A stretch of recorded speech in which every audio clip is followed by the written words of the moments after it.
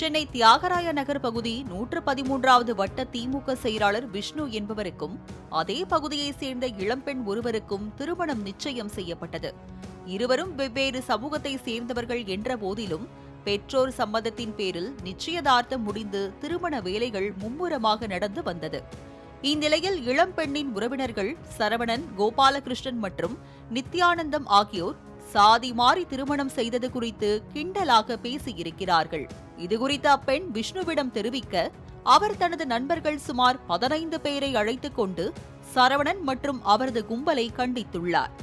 இந்த வாக்குவாதம் திடீரென கைகலப்பாக மாறியதில் சரவணன், நித்யானந்தம், பிரசன்னா, கோபாலகிருஷ்ணன் ஆகியோருக்கு கடுமையான காயங்கள் உண்டானது.